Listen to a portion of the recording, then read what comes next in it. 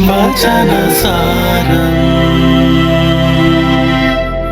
വചനസാരം.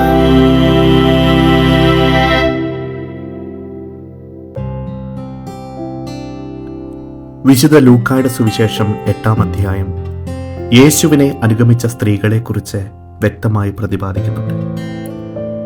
മറ്റു സുവിശേഷകന്മാരിൽ നിന്നും വ്യത്യസ്തമായ ഒരു നിലപാടാണ് വിശുദ്ധ ലൂക്ക തൻ്റെ സുവിശേഷത്തിൽ അവലംബിച്ചിരിക്കുന്നത്. സുവിശേഷ പ്രഘോഷണങ്ങളിലും രക്ഷാകര ചരിത്രത്തിലും പുരുഷനോടൊപ്പം തന്നെ സ്ത്രീക്കും പ്രാമുഖ്യം നൽകുന്ന ഒരു രീതിയാണ് അദ്ദേഹം സ്വീകരിച്ചത്. അതുകൊണ്ട് തന്നെ പ്രഘോഷണ യാത്രകളിൽ ഈശോയെ അനുഗമിച്ചിരുന്നവരിൽ സ്ത്രീകളുമുണ്ടെന്ന് രേഖപ്പെടുത്തുന്ന ഏക സുവിശേഷകൻ ലൂക്കായാണ്. ദൈവം പുരുഷനെയും സ്ത്രീയെയും സൃഷ്ടിച്ചിരിക്കുന്നത് തുല്യ മഹത്വത്തിൽ ആണെന്നുള്ള തിരിച്ചറിവിലേക്കാണ് ഈ വചനഭാഗം നമ്മളെ നയിക്കേണ്ടത്. ശാസ്ത്ര സാങ്കേതിക മേഖലകളിലെ പുരോഗതികളെല്ലാം കൈനീട്ടി സ്വീകരിക്കുമ്പോഴും കാഴ്ചപ്പാടുകളിലും തിരിച്ചറിവുകളിലും പുരോഗതി സ്വീകരിക്കാത്ത ഒരു തലമുറ അവശേഷിക്കുന്നു എന്നുള്ളത് വിഷമകരമാണ്.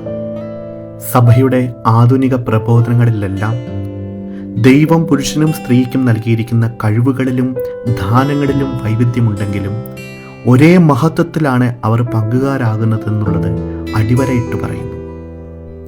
അതുകൊണ്ട് തന്നെ കുടുംബങ്ങളിലും സമൂഹത്തിലും സഭയിലും മാത്സര്യബുദ്ധിയോടുകൂടിയല്ല ഈ ഒരു വിഷയത്തിൽ നമ്മൾ സംസാരിക്കേണ്ടതും പ്രവർത്തിക്കേണ്ടതും.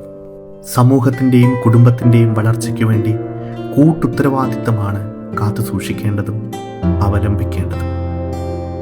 ഫിലിപ്പിയർക്ക് എഴുതിയ ലേഖനം 2-ാം അധ്യായത്തിൽ വിശുദ്ധ പൗലോസ്ലീഹ ഈ ഒരു മനോഭാവം വളരെ വ്യക്തമായി അവതരിപ്പിക്കുന്നുണ്ട്. ഓരോരുത്തരും സ്വന്തം താല്പര്യം മാത്രം നോക്കിയാൽ പോരാ, മറിച്ച് മറ്റുള്ളവരുടെ താല്പര്യവും പരിഗണിക്കണം. അതുപോലെ തന്നെ ഓരോരുത്തരും താഴ്മയോടെ മറ്റുള്ളവരെ തങ്ങളെക്കാൾ ശ്രേഷ്ഠരായി കരുതുകയും ചെയ്യണം.